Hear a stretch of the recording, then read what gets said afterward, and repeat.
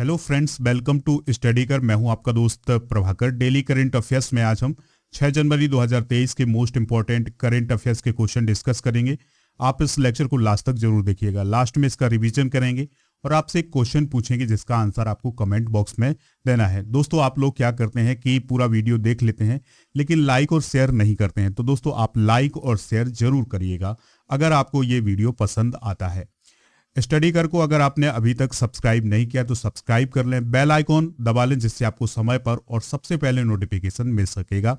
हमारे जितने भी सोशल मीडिया प्लेटफॉर्म हैं उन पर भी आप हमें फॉलो कर लें, उन सभी का लिंक डिस्क्रिप्शन बॉक्स में मिलेगा। दोस्तों, अगर आप किसी भी एग्जाम की तैयारी कर रहे हैं, चाहे आप मध्य प्रदेश के किसी भी एग्जाम की या एसएससी बैंकिंग किसी भी एग्जाम की तैयारी कर रहे हैं, तो उसके लिए मॉक टेस्ट हमारे एप्लीकेशन पर उपलब्ध हैं, हिंदी और अंग्रेजी दोनों माध्यम में। तो आप उनको ज्वाइन कर लीजिएगा। दोस्तों, कूपन कोड यूज करिएगा PS100 तो आपको छूट मिल जाएगी। चलिए दोस्तों, सबसे पहले कल के करंट अफेयर्स को एक बार रिवाइज कर लेते हैं, फिर आज के क्वेश्चन डिस्कस करेंगे। सियाचिन में तैनात होने वाली पहली महिला अधिकारी कौन बनी है? शिवा चौहान। सियाचिन ग्लेशियर जो है, याद रखिएगा, ये लद्दाख में है। मुख्यमंत्री आवासीय भूमि अधिकार योजना किस राज्य में शुरू की गई है? मध्य प्रदेश में। सीएम शिवराज सिंह चौहान ने इसको टीकमगढ़ में शुरू किया है। हाल ही में विश्व ब्रेल दिवस कब मनाया गया है? 4 जनवरी को। अगला क्वेश्चन है, सुमित्रा सेन का 89 साल की उम्र में निधन हो गया है, वह कौन थी? तो वह एक गायिका थी, पश्चिम बंगाल से उनका संबंध था। मटिया बाग हवा महल को किस राज्य ने विरासत स्थल के रूप में अधिग्रहित किया है? असम ने। अहमदाबाद और दिल्ली के बीच चलने वाली संपर्क क्रांति एक्सप्रेस का नाम बदलकर क्या कर दिया जाएगा? अक्षरधाम एक्सप्रेस। सरकार ने प्रवासी भारतीय सम्मान पुरस्कारों के लिए कितने प्रवासी भारतीयों को नॉमिनेट किया है? 27। रक्षा मंत्री राजनाथ सिंह ने किस राज्य में सियोम पुल का उद्घाटन किया है? अरुणाचल प्रदेश में। एशियाई प्रशांत डाक संघ के महासचिव का पदभार कौन संभालेगा? तो doctor Vinay Prakash Singh. Centre for monitoring Indian economy के आंकड़ों के अनुसार दिसंबर 2022 में भारत की बेरोजगारी दर कितने प्रतिशत है? 8.30%। सबसे अधिक बेरोजगारी हरियाणा में है और सबसे कम बेरोजगारी दर जो है वो उड़ीसा में है। आज का महत्वपूर्ण क्वेश्चन है, पहला क्वेश्चन है, ध्यान से देखिएगा दोस्तों। किस देश ने अगले 6 महीने के लिए यूरोपीय संघ परिषद की अध्यक्षता संभाली है? यानी दोस्तों, जो यूरोपीय यूनियन है उसकी एक परिषद है, काउंसिल है, तो उसकी अध्यक्षता किसने संभाली है? तो स्वीडन ने संभाली है। और परिषद के द्वारा ही यूरोपीय यूनियन के सभी कार्य किए जाते हैं, याद रखना है। तो जो स्वीडन है 1995 में यूरोपीय संघ में शामिल हुआ था। उसके बाद वह 2001, 2009 और अब 2023 में वो यूरोपीय यूनियन परिषद का अध्यक्ष बना है। दोस्तों, जो भी देश अध्यक्ष बनता है वह कानून पारित करवाता है, समझौते करवाता है। जो यूरोपीय यूनियन के 27 देश होते हैं उनके बीच समन्वय बैठाने का काम करता है। दोस्तों, अभी हाल ही में यूरोपीय यूनियन से रिलेटेड एक क्वेश्चन पढ़ा था हमने कि अभी हाल ही में क्रोएशिया ने यूरोपीय यूनियन की जो मुद्रा है यूरो, उसको अपनाया है। और दोस्तों, क्रोएशिया अब जो पूरी तरह से यूरोपीय यूनियन का सदस्य बन गया है। बात आई है यहाँ पर स्वीडन की। तो दोस्तों, स्वीडन की जो कैपिटल है वो है स्टॉकहोम। यहाँ की जो करेंसी है वो है स्वीडिश क्रोना। और प्राइम मिनिस्टर कौन है? Ulf Kristersson. पड़ोसी देश कौन कौन से हैं? नॉर्वे और फिनलैंड। ये आप देख पा रहे हैं, ये है दोस्तों स्वीडन। और स्वीडन की राजधानी क्या है? स्टॉकहोम है।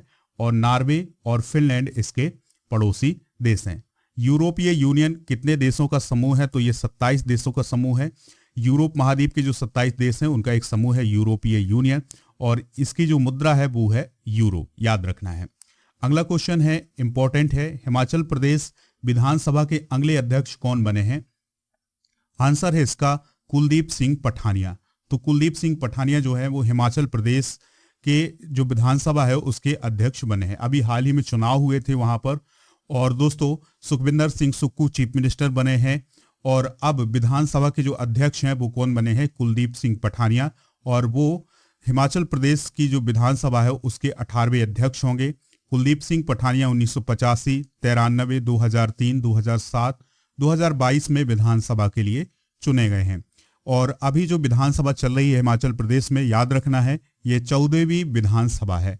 और इसका पहला सत्र 4 जनवरी 2023 को शिमला में शुरू हुआ है। हिमाचल प्रदेश के चीफ मिनिस्टर हैं सुखविंदर सिंह सुक्खू, राज्यपाल हैं राजेंद्र विश्वनाथ अर्लेकर। दोस्तों हिमाचल प्रदेश में लोकसभा सीटें कितनी हैं? 4 हैं, और राज्यसभा सीटें 3 हैं, और विधानसभा सीटें कितनी हैं दोस्तों?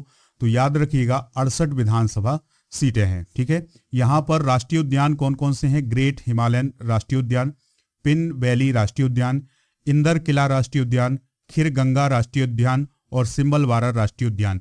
ये दोस्तों आप नोट जरूर करिएगा। यहाँ पर जो जीआई टैग हैं वो कौन कौन से हैं? कांगड़ा पेंटिंग, कुल्लू सॉल और चंपा रूमाल, इन सबको जीआई टैग दिया गया है। ये आप हिमाचल प्रदेश की लोकेशन देख सकते हैं दोस्तों। इसकी सीमा लद्दाख से, जम्मू कश्मीर से, उत्तराखंड से, पंजाब से और हरियाणा से लगती है। ठीक है, तो ये कुछ इंपॉर्टेंट बातें हैं, इसको आप नोट जरूर करिएगा। अगला क्वेश्चन है मोपा हवाई अड्डे का नाम किसके नाम पर किया गया है? तो दोस्तों मोपा हवाई अड्डा याद रखिएगा ये किस राज्य में है? तो ये गोवा में है। दिसंबर 2022 में जो प्राइम मिनिस्टर मोदी थे उन्होंने इस हवाई अड्डे का उद्घाटन किया था, और इस हवाई अड्डे का नाम अब मनोहर पार्रिकर के नाम पर रखा गया है। किसके नाम पर दोस्तों?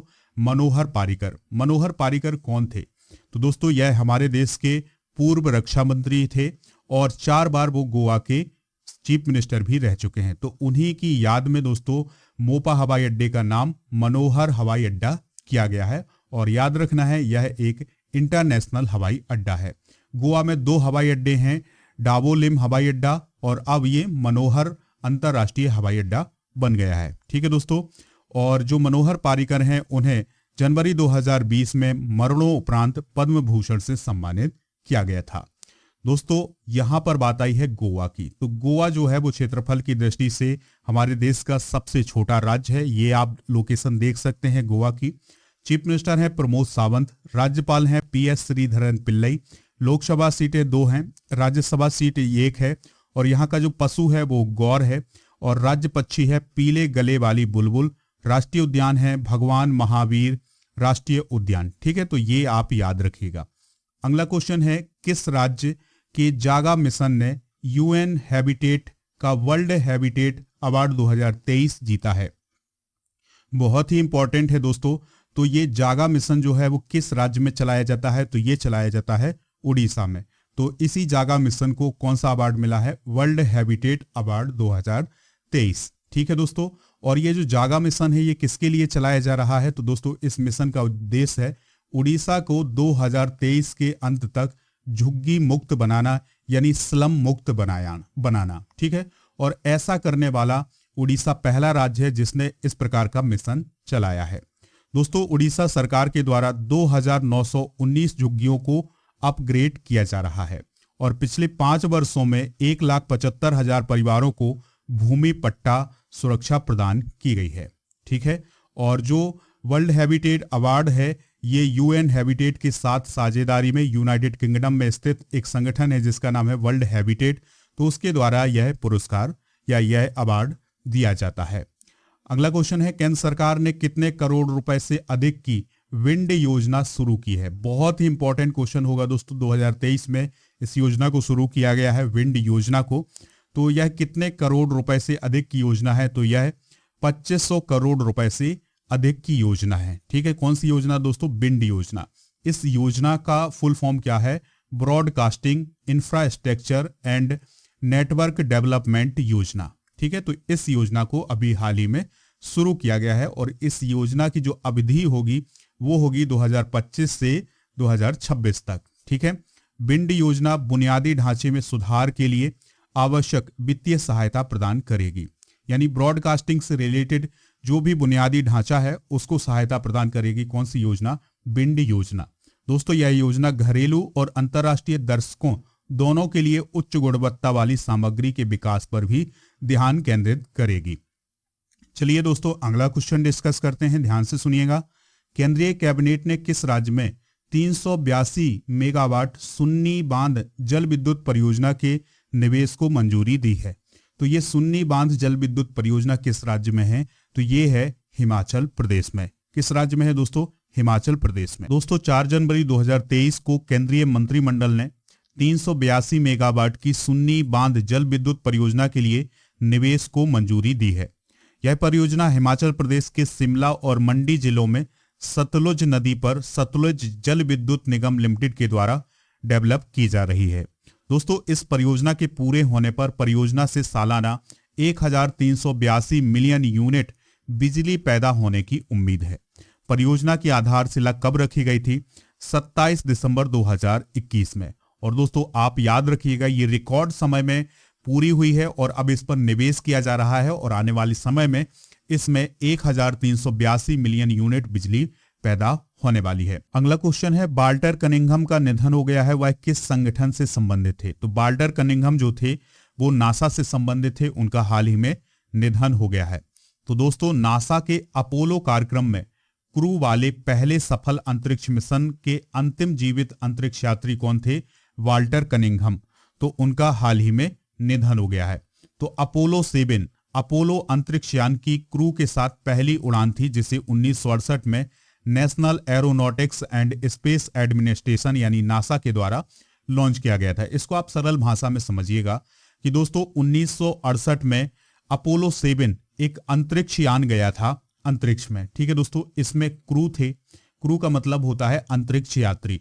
तो दोस्तों, जितने भी अंतरिक्ष यात्री गए थे उनमें से अभी तक जीवित कौन थे? Walter Cunningham. लेकिन अब उनका भी निधन हो गया है, यानी उसमें जितने भी अंतरिक्ष यात्री गए थे उन सभी का निधन हो गया है। तो कौन कौन से अंतरिक्ष यात्री गए थे दोस्तों? तो वाल्टर सेला जूनियर, डॉन ईसेले और वाल्टर कनिंघम, ये 3 लोग गए थे। इन तीनों का अब निधन हो गया है और वाल्टर कनिंघम का अभी हाल ही में निधन हुआ है। बात आई है दोस्तों national aeronautics and space administration की, यानी नासा की। तो इसका मुख्यालय वाशिंगटन डीसी अमेरिका में है। इसके संस्थापक हैं ड्वाइट डी आइजनहावर। दोस्तों, इसकी स्थापना 1 अक्टूबर 1958 को की गई थी। और जो नासा है वो अमेरिका की अंतरिक्ष एजेंसी है। जिस प्रकार से भारत की अंतरिक्ष एजेंसी इसरो है, उसी प्रकार से अमेरिका की अंतरिक्ष एजेंसी नासा है। अगला क्वेश्चन है, 5 जनवरी 2023 को भारत ने किस देश के साथ नई दिल्ली में 36वीं सामरिक वार्ता आयोजित की है? तो दोस्तों, ये जो वार्ता हुई है ये भारत और फ्रांस के बीच में हुई है। स्ट्रेटेजिक डायलॉग हुआ है भारत और फ्रांस के बीच में और ये 36वीं वार्ता हुई है।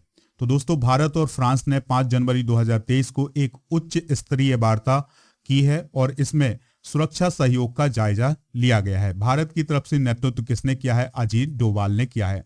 और पिछली वार्ता जो हुई थी वो नवंबर 2021 में जो फ्रांस की राजधानी है पेरिस, वहां पर आयोजित की गई थी। दोस्तों, बात आई है फ्रांस की। तो फ्रांस जो है यूरोप महाद्वीप में है। कैपिटल है पेरिस, मुद्रा है यूरो, राष्ट्रपति हैं इमैनुअल मैक्रोन, प्राइम मिनिस्टर हैं एलिजाबेथ वॉर्न और यहाँ का राष्ट्रीय खेल क्या है? फुटबॉल है। ये आप देख सकते हैं दोस्तों फ्रांस की लोकेशन। ठीक है, यूरोप महाद्वीप में स्थित है, ये है पेरिस। अगला क्वेश्चन है, गृह मंत्री अमित शाह ने बॉर्डर सिक्योरिटी फोर्स यानी बीएसएफ के जवानों के लिए किस मोबाइल ऐप को लॉन्च किया है? बहुत ही इंपॉर्टेंट क्वेश्चन होगा। तो दोस्तों, गृह मंत्री अमित शाह ने अभी हाल ही में प्रहरी नामक मोबाइल ऐप लॉन्च किया है। तो दोस्तों, गृह मंत्री अमित शाह ने नई दिल्ली में बीएसएफ के लिए प्रहरी मोबाइल ऐप और उसके मैनुअल को लॉन्च किया है। सैनिक इस ऐप से व्यक्तिगत और सेवा संबंधी जानकारी प्राप्त कर सकते हैं।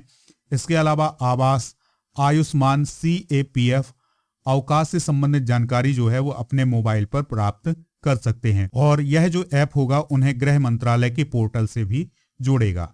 दोस्तों, बात आई है बीएसएफ की। तो दोस्तों, बीएसएफ का फुल फॉर्म होता है बॉर्डर सिक्योरिटी फोर्स। इसकी स्थापना 1 दिसंबर 1965 को हुई थी और भारत का यह सीमा बल है जो कि बांग्लादेश और पाकिस्तान की अंतर्राष्ट्रीय सीमा पर भारत की रक्षा करता है। इसका मुख्यालय नई दिल्ली में है और इसके वर्तमान महानिदेशक हैं सुजौल लाल थाउसेन और इन्हें अतिरिक्त प्रभार दिया गया है बीएसएफ का।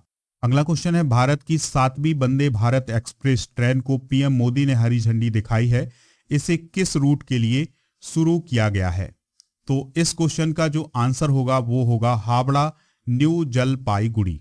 ठीक है, हावड़ा और न्यू जलपाईगुड़ी के बीच में यह 7वीं वंदे भारत एक्सप्रेस ट्रेन चलाई जाएगी। ठीक है, तो दोस्तों आप इसको नोट जरूर करिएगा। यह भारत की 7वीं और पूर्वी भारत की पहली वंदे भारत एक्सप्रेस है।